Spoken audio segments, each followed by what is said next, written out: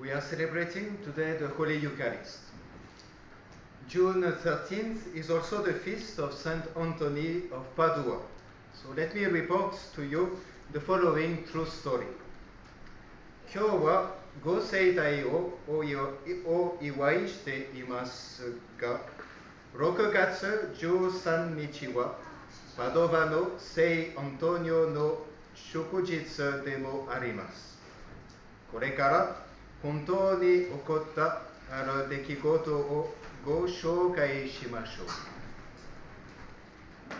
At the time of Saint Anthony in the 12th, 13th century, there were some heretics called Albigensians. These heretics denied the reality of the transubstantiation. They denied that the consecrated host is really Christ himself. They used to say that the host or bread was only a symbol of Christ, a way of remembering him. 12世紀から13世紀にかけて、聖アントニオが生きた時代にはアルビ派という異端が存在していました。この異端は全実体変化の真理を否定して、聖別されたホスティアが誠にキリストご自身の御体であることを否定していました。この異端の主張というのは、このホスティア、すなわちパンというのはキリストの象徴、つまりキリストを思い起こす方法にしか過ぎないというものです。Saint Anthony went to preach to these heretics in the city of Toulouse, in France, in the south of France, in order to bring them back to the true faith. A certain merchant named Barnabé opposed him in public very strongly, to the extent that Saint Anthony came to declare that even animals had more respect for God's words than this poor man. So the merchant was furious to be compared to a stupid animal. But Saint Anthony challenged him, and this was the challenge.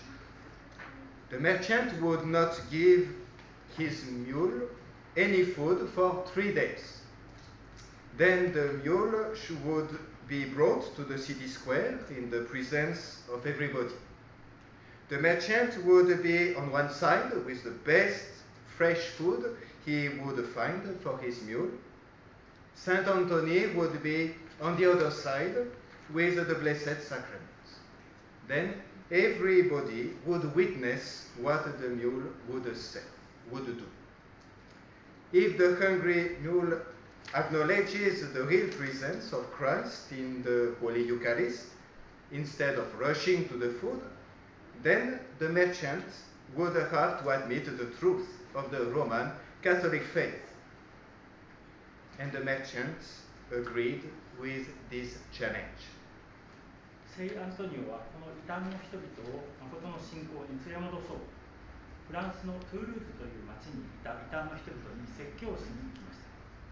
そこではバルナベルという名前の商人がいて、この公の場で聖アントニオに大変強く反論したので、聖アントニオはこの哀れな人よりも動物さえもが天使の御言葉にもっと敬意を払っていると宣言するに至りました。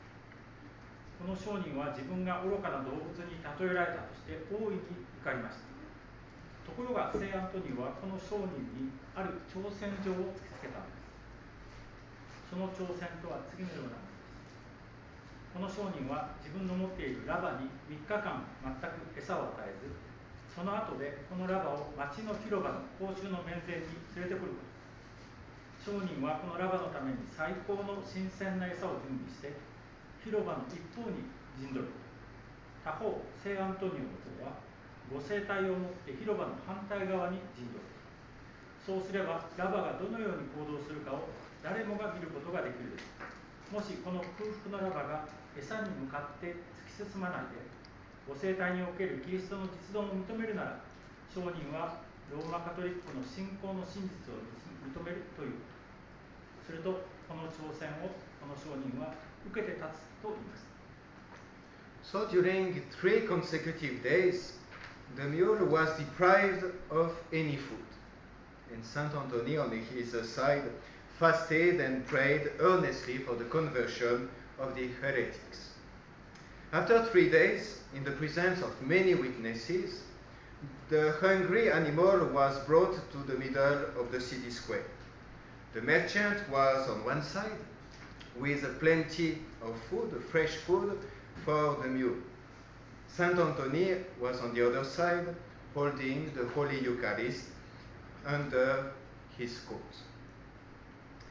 When the starving animal saw and smelt the food, it started moving towards the merchant. Saint Anthony took the Blessed Sacrament from under his coat, lifted it up, and commanded the animal to honor its creator. Immediately, the mule turned away from the merchant, came near Saint Anthony, and knelt down in front of the Holy Eucharist. The merchant beat the mule and tried by all means to make it move away, but in vain. Finally, touched by God's grace, the merchant acknowledged the truth. He confessed the reality of Christ's real presence in the consecrated host, as it is taught by the Roman Catholic Church. そこでその日から3日間、このラバには餌が少しも与えられないことになりました。一方、聖アントニオの方は、異端派の人々の改心のために断食と祈りを熱心に行いました。そして3日が経った後、たくさんの人々が見守る中、非常にお腹の空いたラバが町の広場の中央に連れてこられました。商人はこのラバ用のたくさんの新鮮な餌を広場の片方の隅に置いてそこに陣取りました。一方、聖アントニオは上着の内側に御聖体を持ったまま反対側の隅に陣取りました。お腹の空いたラバはこの餌の匂いがしたので、商人の方に向かってまず歩き始めました。そこで聖アントニオは上着の下から御聖体を取り出して高く差し上げて、ラバに対して創造主に敬意を示しなさいと命令しました。すると突然ラバは向きを変えて、商人の方を向かっていたところが聖アントニオの方に向かってその近くまで来て、御聖体の前でひざまずいたのです。商人はラバを鞭打ってその場から離れさせようと懸命に努力しましたが、ラバは動きません。ついに天使の御恵みに打たれて、この商人は御聖体の真理を認めました。この商人はローマカトリック教会の教える聖別されたホスティアにはキリストが実存するという真理を告白するに至りました。There is another point that I would like to mention. We rejoice today and we are full of gratitude to our Lord Jesus for the gift of his sacred body.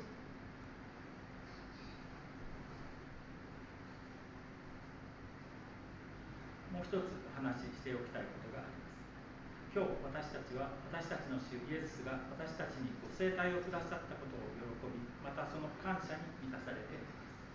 But also let us remember one thing.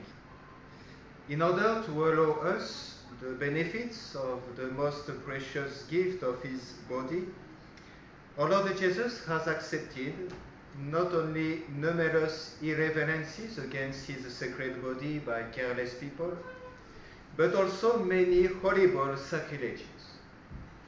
There are people who still consecrated the host in churches.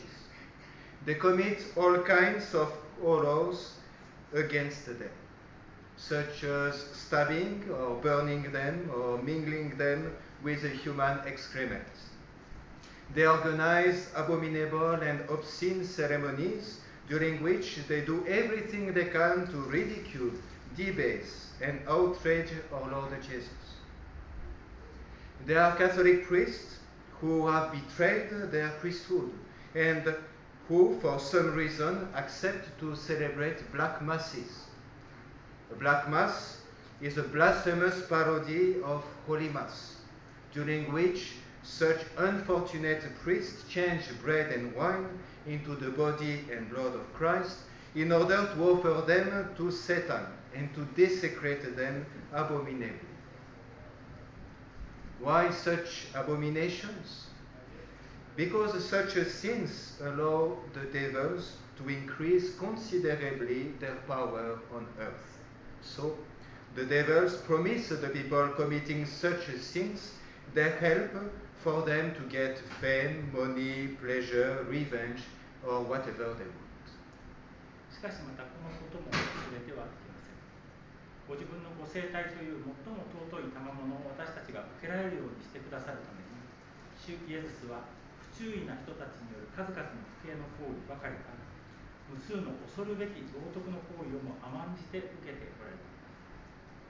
教会で性別したホスティアを盗む人たちがいます。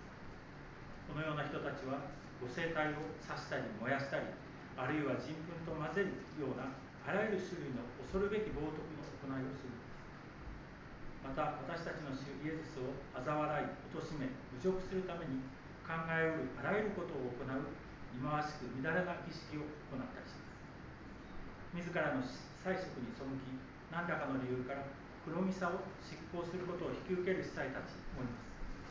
黒ミサというのは聖なるミサを冒涜する真似事の式であって、そこではそのような哀れな司祭たちがパンとブドウ酒をキリストの御体に性別した上、それを悪魔に捧げて、その上恐ろしい冒涜の行為を行うのです。なぜそのような忌まわしい行為を行うのでしょうか。それはそのような罪深い行為によって悪魔たちがこの地上に持つ勢力を著しく強めることができるからです。そのためそのような罪深い行為を行う人たちに対して名声、金、欲望、仕返し、その他望むものは何でも叶えられるように助けるということを悪魔たちが約束するのです。Our Lord Jesus let all these sacrileges against his sacred body happen because he wants to stay with us on earth physically and to be our spiritual food.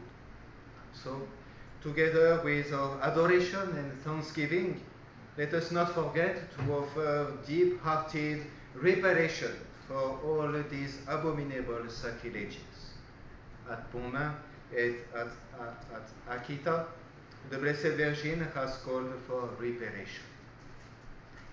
私たちの主イエスがご自分のご聖体に対してこれらすべての冒涜行為がなされるのをお許しになるのは、この地上において物理的に私たちと共にいて、私たちの霊的食物となることをお望みだからです。ですから、私たちは礼拝と感謝だけでなく、このようなすべての恐ろしい冒涜行為に対する心からの償いをお捧げすることも忘れてはいけません。ポンマンにおいても、秋田においても、聖母は私たちが償いをすることをお求めになったのです。